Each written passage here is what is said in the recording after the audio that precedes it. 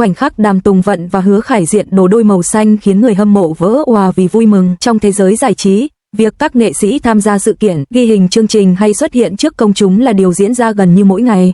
Mỗi lần xuất hiện, họ đều chuẩn bị trang phục, kiểu tóc và phong cách phù hợp với hoàn cảnh. Vì vậy ban đầu, khi thông tin về một buổi ghi hình có sự góp mặt của Đàm Tùng Vận và Hứa Khải được chia sẻ, nhiều người hâm mộ chỉ nghĩ đó sẽ là một lần xuất hiện quen thuộc. Không ai nghĩ rằng một chi tiết rất nhỏ trong trang phục lại khiến cộng đồng mạng bùng nổ. Đó là khi hai người bước ra cùng lúc và mọi người nhận ra rằng cả hai đều mặc trang phục màu xanh gần như giống nhau, không phải kiểu đồ đôi được quảng bá chính thức, nhưng màu sắc, phong cách và cảm giác tổng thể lại tạo nên một sự trùng hợp thú vị. Khoảnh khắc ấy khiến rất nhiều người trong khán phòng ngay lập tức chú ý. Trang phục của Đàm Tùng Vận hôm đó là một chiếc váy xanh nhạt, màu sắc dịu nhẹ giống như bầu trời mùa xuân sau cơn mưa. Chiếc váy không quá cầu kỳ, nhưng lại mang một vẻ đẹp rất thanh lịch. Khi ánh đèn chiếu vào, màu xanh ấy trở nên mềm mại và trong trẻo, khiến cô trông càng dịu dàng hơn. Trong khi đó, Hứa Khải mặc một chiếc áo khoác xanh đậm hơn một chút, kết hợp với trang phục đơn giản bên trong. Màu xanh trên áo anh giống như màu của bầu trời buổi chiều trầm hơn, nhưng lại rất hài hòa khi đứng cạnh sắc xanh của chiếc váy. Khi hai màu xanh ấy xuất hiện cạnh nhau, chúng tạo nên một khung cảnh rất hài hòa. Không cần phải là trang phục giống hệt nhau, nhưng chỉ cần hai sắc xanh đứng cạnh nhau, người ta vẫn cảm nhận được một sự kết nối rất thú vị. Ban đầu, không phải ai cũng nhận ra điều đó, nhưng chỉ vài giây sau khi hai người đứng cạnh nhau trên sân khấu, một vài fan ở phía dưới bắt đầu chú ý. Một tiếng reo nhỏ vang lên, rồi thêm vài tiếng nữa, và rất nhanh sau đó, cả khu vực khán giả bắt đầu xôn xao. Nhiều người bắt đầu chỉ tay về phía sân khấu và nói với bạn bên cạnh, hai người mặc đồ cùng màu kia. Một số fan thậm chí còn bật cười vì quá bất ngờ. Bởi vì đôi khi những sự trùng hợp nhỏ lại khiến mọi người cảm thấy vui hơn cả những điều được chuẩn bị trước. Khi nhận ra khán giả phía dưới đang bàn tán khá nhiều, Đàm Tùng Vận khẽ cúi đầu nhìn xuống trang phục của mình. Có lẽ cô cũng vừa nhận ra điều thú vị ấy. Cô bật cười nhẹ, rồi quay sang nhìn Hứa Khải. Ánh mắt của cô lúc đó mang một chút ngạc nhiên, nhưng cũng rất vui vẻ. Trong khi đó, Hứa Khải cũng nhìn xuống chiếc áo của mình, rồi nhìn lại chiếc váy của cô. Anh khẽ cười, không nói gì quá nhiều, nhưng biểu cảm của anh giống như đang nghĩ đúng là trùng hợp thật. Khoảnh khắc ấy khiến khán giả bên dưới càng phấn khích hơn. Sau sự kiện, rất nhiều bức ảnh và đoạn video ghi lại khoảnh khắc hai người mặc đồ xanh đứng cạnh nhau được đăng lên mạng xã hội. Ban đầu chỉ là vài bài đăng nhỏ, nhưng không lâu sau, những hình ảnh ấy nhanh chóng lan truyền khắp nơi. Trên các diễn đàn giải trí và trang mạng xã hội, fan bắt đầu bàn luận sôi nổi. Có người nói rằng hai người nhìn như đang mặc đồ đôi vậy, một người khác viết không biết là trùng hợp hay cố ý, nhưng nhìn rất hợp. Một số fan thậm chí còn ghép hai bức ảnh lại với nhau để so sánh màu sắc trang phục, và càng so sánh, họ càng thấy sự trùng hợp ấy thú vị. Thực ra, việc hai người mặc trang phục cùng màu không phải là điều quá hiếm, nhưng điều khiến fan cảm thấy vui chính là cảm giác tự nhiên của khoảnh khắc ấy. Nếu đó là một bộ đồ đôi được quảng bá chính thức, có lẽ mọi người sẽ chỉ đơn giản thấy nó đẹp, nhưng vì nó dường như chỉ là một sự trùng hợp, nên nó lại mang một cảm giác rất đáng yêu, giống như khi hai người vô tình chọn cùng một màu áo mà không hề biết trước. Sự trùng hợp nhỏ ấy khiến nhiều người cảm thấy thích thú. Một chi tiết khác khiến fan chú ý là ánh mắt và nụ cười của hai người khi đứng cạnh nhau. Trong nhiều bức ảnh, có thể thấy Đàm Tùng Vận cười rất tươi, còn Hứa Khải thì giữ nụ cười nhẹ, nhưng ánh mắt của anh dường như luôn chú ý đến cô khi cô nói chuyện. Những chi tiết nhỏ ấy khiến khung cảnh trở nên rất tự nhiên, không giống một khoảnh khắc được dàn dựng, mà giống như hai người bạn đang vô tình chia sẻ một sự trùng hợp thú vị. Trong đoạn video được lan truyền nhiều nhất, có thể nghe thấy rõ tiếng fan bên dưới reo lên khi nhận ra hai người mặc đồ cùng màu. Có người thậm chí hét lên đồ đôi, tiếng cười và tiếng vỗ tay vang lên khắp khán phòng, không khí trở nên rất vui vẻ. Một số fan sau này kể lại rằng họ thậm chí còn cảm thấy phấn khích hơn cả khi xem một cảnh lãng mạn trong phim, bởi vì khoảnh khắc ấy diễn ra ngoài đời thật. Thời gian trôi qua, có thể sẽ có rất nhiều sự kiện lớn hơn xuất hiện trong làng giải trí, nhưng đối với nhiều người hâm mộ, khoảnh khắc Đàm Tùng Vận và Hứa Khải mặc đồ xanh đứng cạnh nhau hôm đó vẫn là một ký ức rất dễ thương, không phải vì nó quá hoành tráng, mà vì nó mang lại một cảm giác rất giản dị. Hai con người, hai bộ trang phục màu xanh, một sự trùng hợp nhỏ, và rất nhiều tiếng reo vui của người hâm mộ. Đôi khi, những khoảnh khắc khiến fan hạnh phúc nhất lại bắt đầu từ những điều đơn giản như vậy. Khi xem lại những bức ảnh và đoạn video ghi lại khoảnh khắc hai người cùng xuất hiện trong trang phục màu xanh, nhiều người hâm mộ bắt đầu chú ý đến những chi tiết rất nhỏ trong ánh mắt và ngôn ngữ cơ thể của Hứa Khải. Đó là những điều mà nếu chỉ nhìn lướt qua có thể khó nhận ra, nhưng khi xem lại chậm hơn, người ta dễ dàng cảm nhận được một sự tinh tế trong cách anh đứng cạnh Đàm Tùng Vận. Trước hết là cách anh giữ khoảng cách, Hứa Khải không đứng quá sát, cũng không đứng quá xa. Khoảng cách giữa hai người tạo nên một cảm giác rất tự nhiên, giống như hai người đã quen với việc xuất hiện cạnh nhau trong nhiều hoàn cảnh khác nhau.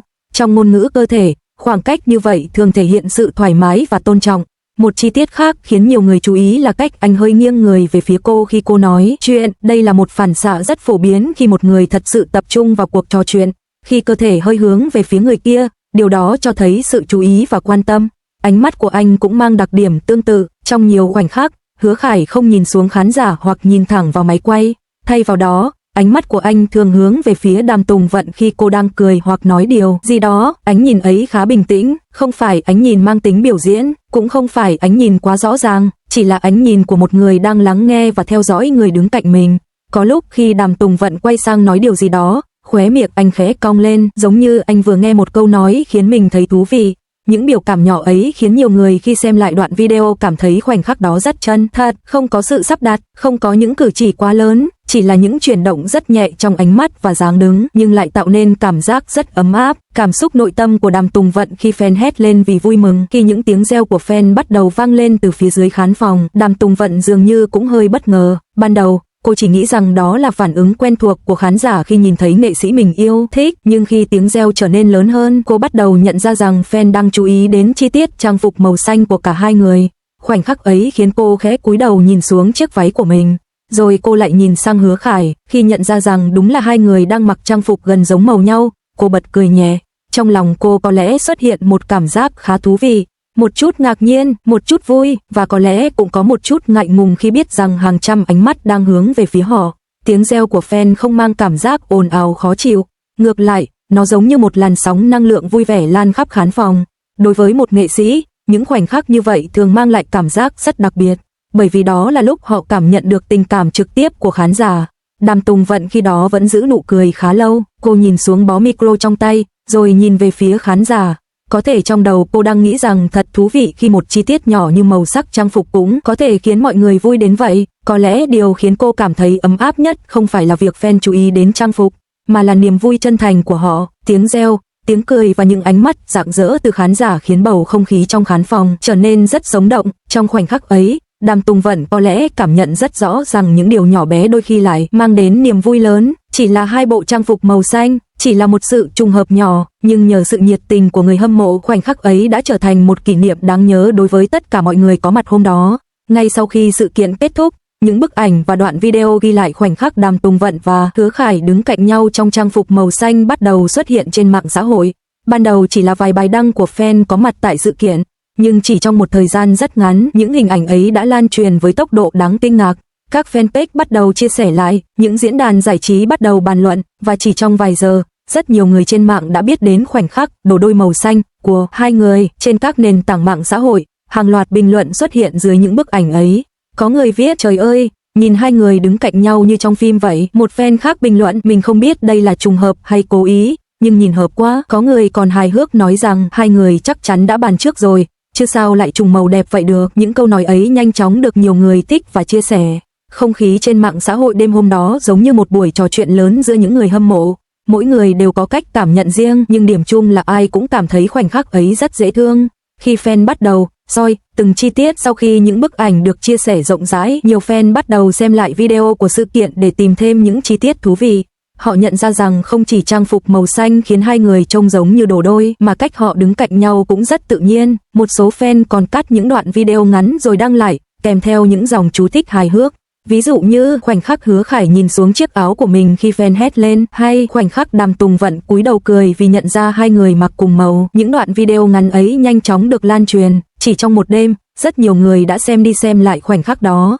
Những bức ảnh trở thành ảnh huyền thoại. Một số bức ảnh chụp đúng khoảnh khắc hai người đứng cạnh nhau dưới ánh đèn sân khấu đặc biệt được yêu thích. Trong những bức ảnh ấy, màu xanh của trang phục phản chiếu ánh sáng nhẹ khiến khung cảnh trở nên rất dịu dàng. Đàm Tùng Vận cười tươi, gương mặt rạng rỡ. Hứa Khải đứng cạnh cô với nụ cười nhẹ và ánh mắt bình tĩnh. Hai sắc xanh đứng cạnh nhau tạo nên một cảm giác rất hài hòa. Nhiều fan sau đó gọi những bức ảnh ấy là ảnh đồ đôi huyền thoại. Có người còn đặt chúng làm hình nền điện thoại, có người in ra và giữ như một kỷ niệm nhỏ. Không khí vui vẻ lan khắp fandom. Điều thú vị nhất trong phản ứng của fan đêm hôm đó là không khí rất vui vẻ và tích cực. Không có những cuộc tranh cãi căng thẳng, không có những lời bình luận tiêu cực, thay vào đó là rất nhiều câu nói hài hước và đáng yêu. Một fan viết chỉ cần hai người đứng cạnh nhau thôi là mình đã thấy vui rồi. Một fan khác nói cả ngày hôm nay mình xem đi xem lại video này. Những bình luận như vậy khiến nhiều người cảm thấy rằng fandom giống như một cộng đồng đang cùng chia sẻ một khoảnh khắc vui vẻ, khi một chi tiết nhỏ trở thành niềm vui lớn. Thực ra, nếu nhìn một cách đơn giản, khoảnh khắc khiến mạng xã hội bùng nổ hôm đó chỉ bắt đầu từ một chi tiết rất nhỏ, hai bộ trang phục cùng màu xanh, nhưng đôi khi, chính những chi tiết nhỏ như vậy lại khiến người hâm mộ cảm thấy hạnh phúc nhất. Bởi vì chúng không được chuẩn bị trước, chúng xảy ra một cách tự nhiên, và chính sự tự nhiên ấy khiến khoảnh khắc trở nên chân thật. Đêm hôm đó, rất nhiều fan trước khi đi ngủ vẫn còn lướt mạng xã hội và xem lại những bức ảnh ấy. Có người còn nói rằng đó là một trong những khoảnh khắc dễ thương nhất của ngày hôm đó. Và đôi khi, chỉ cần một khoảnh khắc như vậy cũng đủ để khiến cả cộng đồng người hâm mộ cảm thấy vui vẻ suốt cả một buổi tối.